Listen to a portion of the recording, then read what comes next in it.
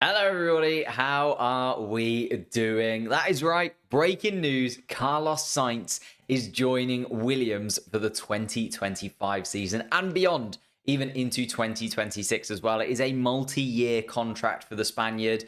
And to be honest, I was kind of expecting this. I thought it was a bit of a 50-50 between Alpine and Williams, depending on what Carlos Sainz was really looking for. I do think the Sauber Audi project was also within touching distance of getting Carlos Sainz at one point, but I feel like they have lost a little bit of the momentum behind that as well. So let's get into it. Let's delve into all the different talking points from it. And then I've even got some of your guys' questions as well to go through a little bit later on. So first and foremost, the Hamilton move obviously triggered all of this. Hamilton going to Ferrari, displacing Carlos Sainz from that Ferrari seat.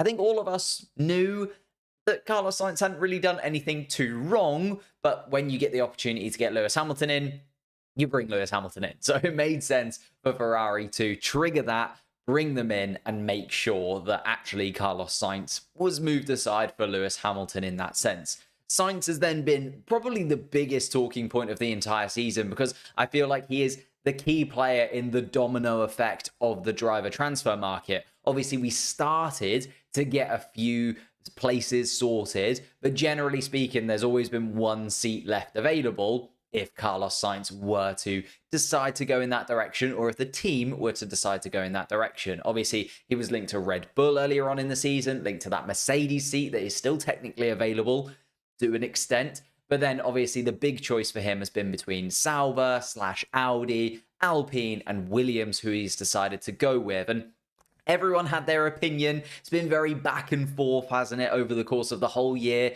Well, he should go to Audi because of this. He should go to Williams because of this. He should go to Alpine because of that. But he has finally made that decision. And I think there are 4 reasons why Carlos Sainz has decided to make the decision to go to Williams now over Audi and Alpine, who are still available. And I think the first reason is actually not to do with Carlos Sainz at all. I think the first reason is that there's no bigger seats available to him. You know, I think Carlos Sainz would have preferred a Mercedes seat, a Red Bull seat, because it's more of a sideways step from Ferrari. In fact, right now, looking at the pace of the cars on track in the last few Grand Prix, Mercedes and Red Bull would have both been a step up from Ferrari for Carlos Sainz. So I do feel like he was holding out for one of those options, if I'm honest. I feel like the Red Bull team and side of things, they kind of said no quite early on in the season. Helmut Marko was fairly open and honest about the fact that Carlos Sainz was unlikely to be able to ever get back into that Red Bull seat, mainly because of the connection that he had there in the past and it not really working out beforehand, plus the fact that they don't want somebody as competitive in that second seat to put Max Verstappen under pressure. Obviously, that's slightly falling away from them now in that they're realizing, well, we do need someone at least competitive with the other drivers in the top 4 teams, which Sergio Perez is not being at the moment. But that's a talking point for another time. Then at Mercedes, I think he was holding out for that Mercedes seat. I feel like the reason he has confirmed Williams is because Mercedes have maybe guaranteed a no. I feel like Carlos Sainz would have been talking to Toto Wolff, would have been looking at the Mercedes team for the entire season, but Mercedes seem to be going down that Kimi Antonelli route, don't they? And for Mercedes, it made sense to keep Carlos Sainz as an option. He was probably second choice behind Kimi Antonelli. Had Kimi Antonelli come into Formula 2, been completely dreadful, it would have made sense for Mercedes to go, actually, Kimi Antonelli needs a little bit more time. Carlos Sainz is looking for a 2-year contract. Let's go with Carlos Sainz. And I feel like Mercedes would have been the option that Carlos Sainz would have wanted the most because of something we'll get into a little bit later on, connecting to the engines of the cars. However, Red Bull, Mercedes, neither of them were available. Obviously, Ferrari is where he is leaving. The next competitive car, you would argue, is McLaren. He wasn't able to go back there either. They're very happy with Lando Norris and Oscar Piastri. The doors started closing from those top teams fairly on in the season, didn't they? Now, let's look at Williams, Audi, and Alpine, and which of the 3 he would have preferred to go to at different parts of the season, and why I feel like this point in the year, Williams is actually the perfect choice. And the best of a bad bunch, let's face it, for Carlos Sainz. First and foremost, Williams have already proven that their aspirations are to move forwards, but they've already started that process. They've made, and I've even made a couple of videos on this, they've made steps towards being the team that they want to be in the future already. And yes, they had a really tough offseason because of it. It was the first offseason under James Vowles. It was the first real step in them building the foundations of the Williams team to regroup, reset what Williams actually stands for in Formula One, and try and move forwards with this Williams setup for the rebuilding. Maybe towards 2026, James Vowles said he wants to rip up the playbook for the 3 years before 2026 and really aim for that 2026 regulation change as being the first time we see the real Williams under James Vowles, this new, real, wild look at the Williams team.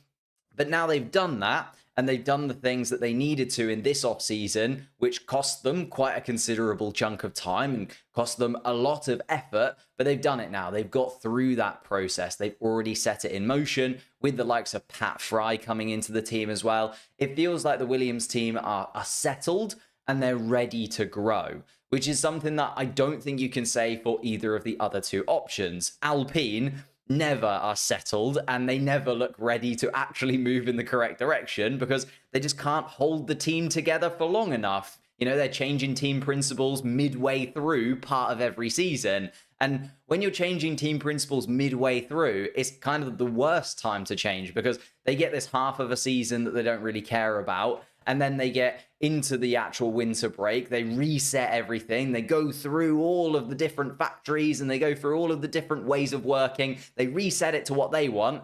And then by the time they actually get to implement any of it, which takes about half a season, they're gone out of the door anyway. I mean, Bruno Firmin has just been moved away from the Formula One side of the Alpine project, mainly because the Renault engines are looking like they are kaput for the foreseeable future.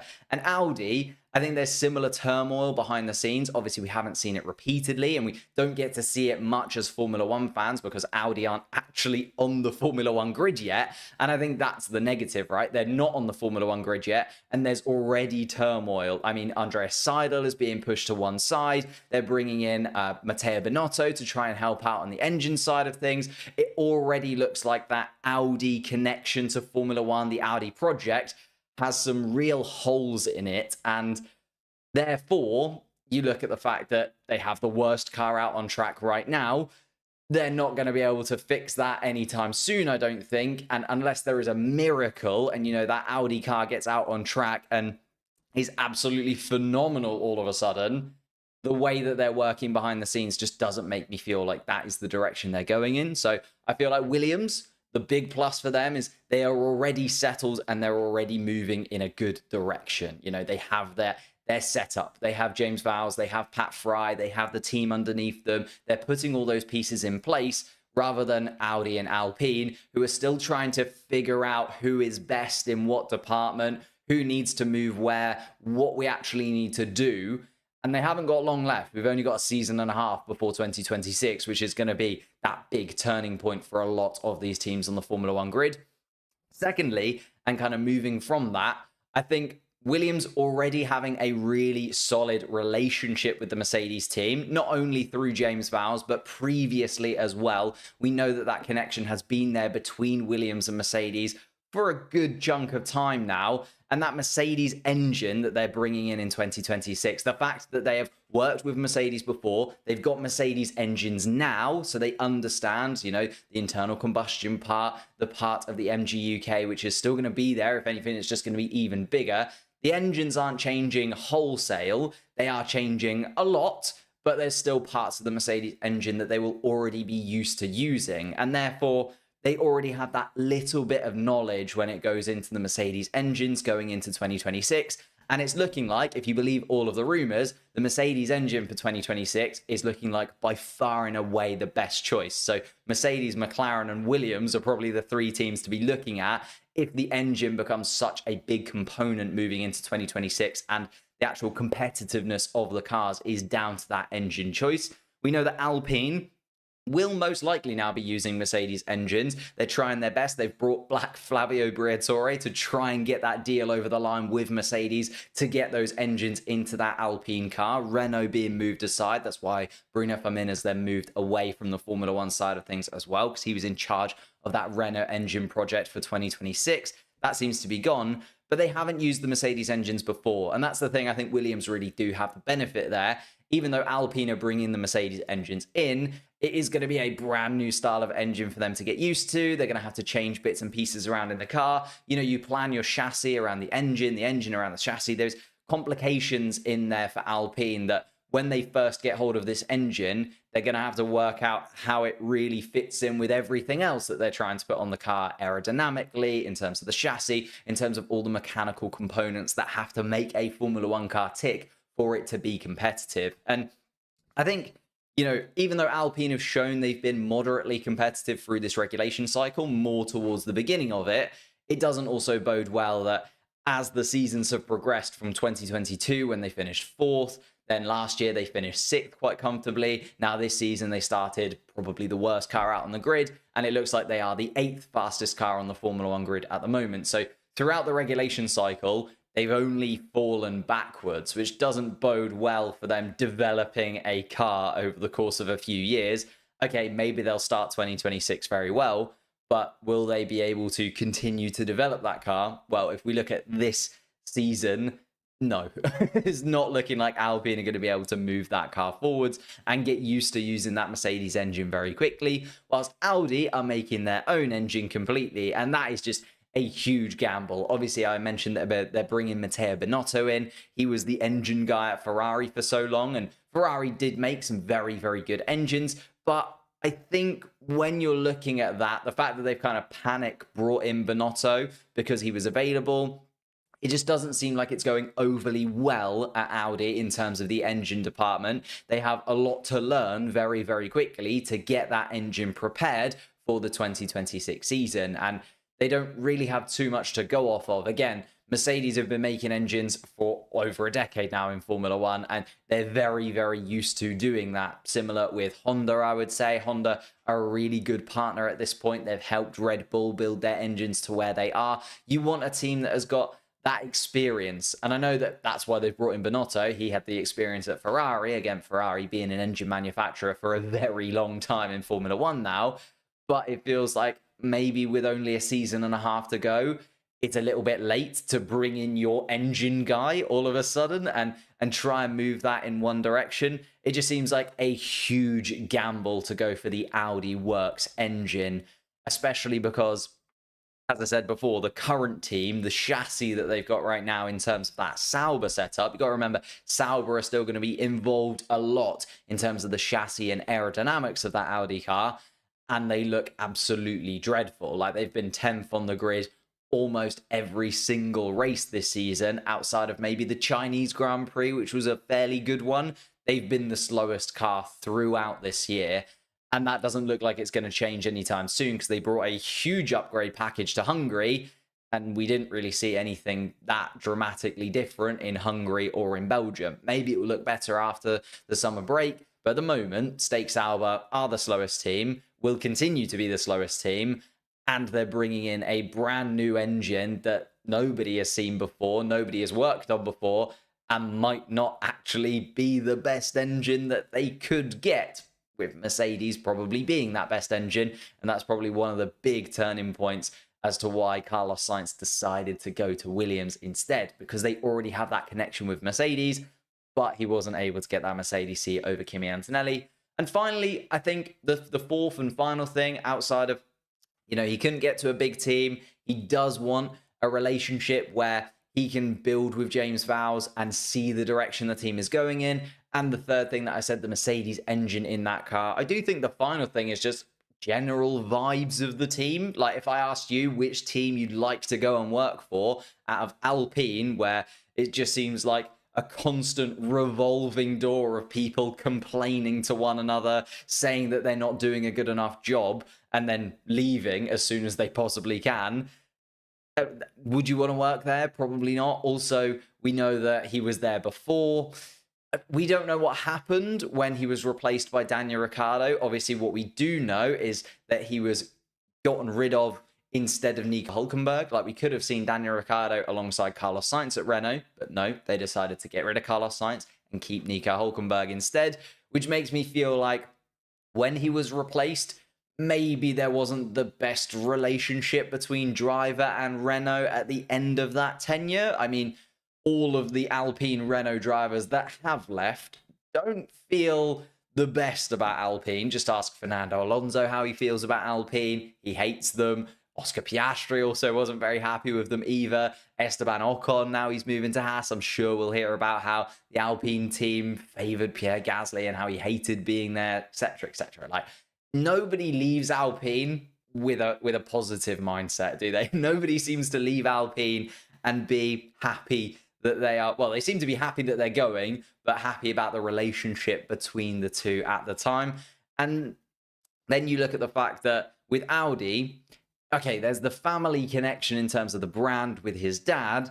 However, that isn't through Formula One. And again, you look at the behind the scenes, would you want to be going between various different areas of the UK and then also Switzerland and then also Germany? Like, at least Williams is kind of based in one place. Williams has that real family feel about it already. I mean, just look at Alex Albon, for instance. Since joining Williams, how happy he has been. And I think that kind of contradicts the fact that he was at Red Bull, which also is just one of those absolute pressure cookers of a Formula One seat. But I do feel like Williams, just on vibes, is one of the better teams to work for on the Formula One grid. Like, if you ask me which team, if I could choose any to work for, Williams would definitely be in my top three. Like, McLaren would probably be there. I also really like the way that Mercedes work, but I do think Williams is just behind that in terms of, and again, it's those Mercedes-powered teams for some reason. Like, it does feel like that culture is very, very good,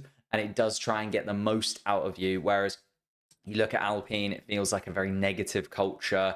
You look at Audi, Stake, Sauber, we don't really get to hear too much about the behind the scenes, but feels like it's not going well. They're already getting rid of people. It just doesn't, again, feel like the best place to be. But that's just my thoughts and feelings, honestly. I feel like they're the four reasons, in my opinion, why Carlos Sainz has gone for it. The first and foremost is he couldn't get a seat anywhere better. But it's the best of a bad bunch. They at least have the Mercedes power unit going into 2026. They've already got their ducks in a row going into 2026. They look ready and prepared to kind of move towards that 2026 regulation cycle. And they've brought in people who can help with that. And finally, it just feels like the more fun, better team to be in at this moment in time, if you were to ask me. But I also asked for your guys' opinions over on the community tab. So I just wanted to ramble that out, make sure I got all four of my points clearly laid out as to why this decision has been made and what's actually going to be moving forwards. If you have got any questions, throw them in the chat as well. Quite sad for Carlos Sainz. He deserved a better team, said Quer, like Mercedes or Red Bull. I agree. I think Carlos Sainz also agreed with you there. And Carlos Sainz was kind of hoping for one of those two seats, but hasn't quite worked out. The Red Bull family just didn't seem to want to bring it back in. And then also you've got the fact that Mercedes seem dead set on Kimi Antonelli, don't they? Mechzak said a win for both parties. I think so too. Yeah, I haven't actually spoken about it from the Williams point of view, but I feel like you don't need to because they're getting Carlos Sainz. And you look at Carlos Sainz versus Logan Sargent, it's a massive upgrade in every single area. So I feel like Williams, you don't need to talk about it from their perspective. They're definitely winning from this side of the relationship, aren't they? You know, Williams now have an experienced, great driver, Sainz supportive for the team, bright future. And also, yeah, teammates of Alex Albon. Haven't mentioned Alex Albon in this. I feel like that's a really lovely partnership, isn't it? Like, I quite like Williams as a team anyway. But the fact that they're bringing in Carlos Sainz, the fact that I do already really like Alex Albon, they're swaying me. And I'm a McLaren fan through and through, but as like a second team, I've always kind of had RB/AlphaTauri as my second team, my team kind of further down towards the back end of the grid. But that driver pairing is wonderful, isn't it? Like, the relationship that they're going to have, I feel like will be all positive, and it will just be a great place to be. And that's why I say it. It's a really positive place to be at Williams right now. A W for Williams. Sainz definitely has the experience to get Williams out of the state that they're currently in, help them improve, get better results. Yeah, Codex, absolutely spot on there in my opinion. Bittersweet for Carlos Sainz. He's possibly never going to be able to drive for another team like Ferrari or other top teams again. Rest in peace, Carlos's prime.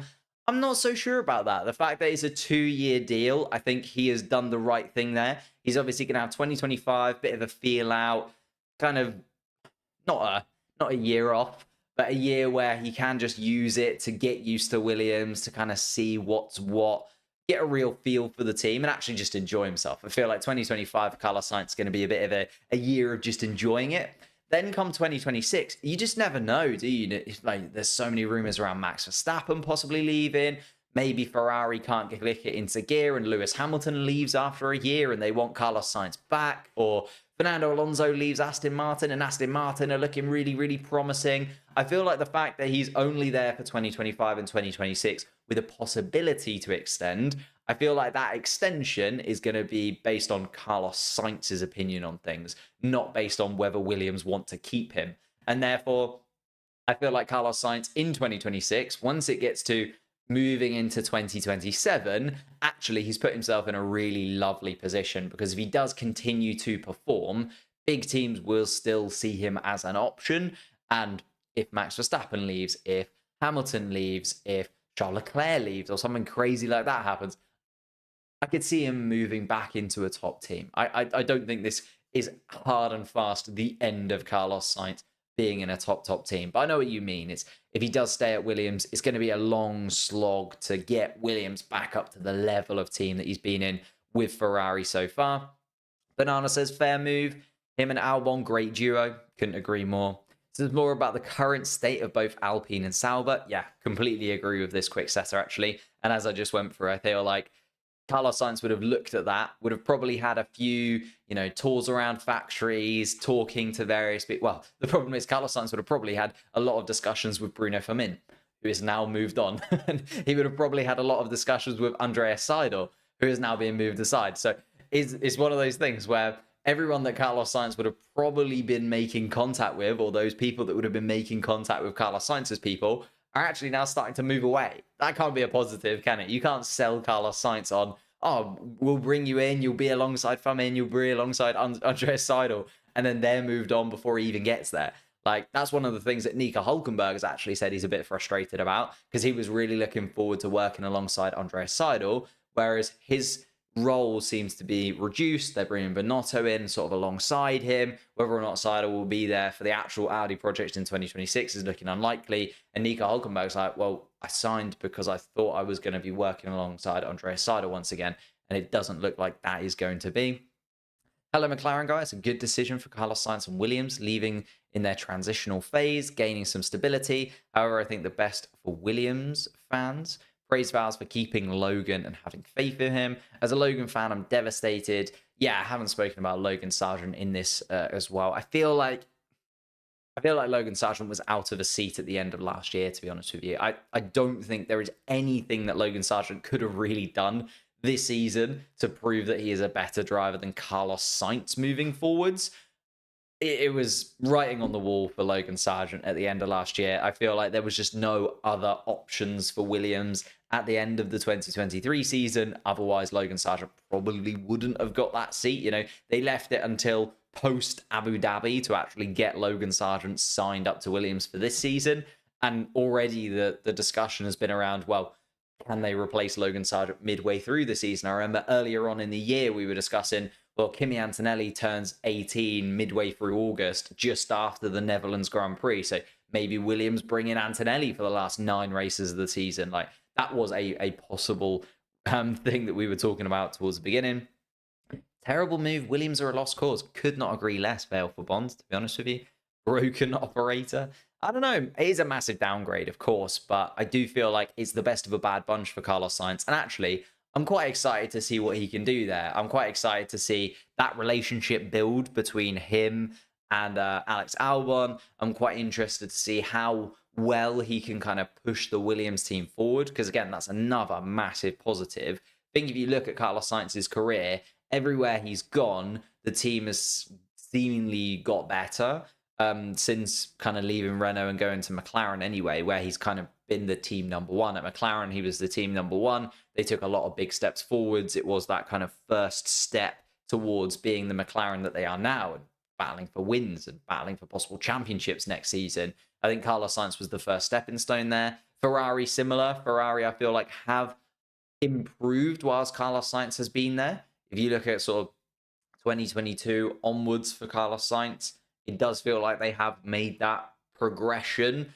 That's mainly been Fred Vasseur, though, I feel like more so than Carlos Sainz. So yeah, it's one way or the other. Everything's got to click for a Formula One team to be competitive, hasn't they? So I do feel like this is a positive move for Carlos Sainz and a positive thing for Formula One moving forwards, because it just means we've got another really exciting driver on the grid, and actually somebody who is going to be wanting to get points, right? He is going to be forcing that Williams car into the points, and feel like if you're Daniel Ricciardo in an RB, Yuki Tsunoda in an RB, or even Pierre Gasly in an Alpine, Esteban Ocon in a Haas, and you're looking at Carlos Sainz beside you, you're probably thinking, he's pretty good. He's pretty good. Not sure it's going to be where he wants to be. But that's my thoughts and feelings. Thank you guys so much for joining me. If you are here live in the chat, much appreciated. And yeah, I think overall, really excited to see what Williams can do here. Really excited to see what Carlos Sainz can do at Williams. And actually, I think this could be a very interesting move that Carlos Sainz will be fairly happy about in the long run.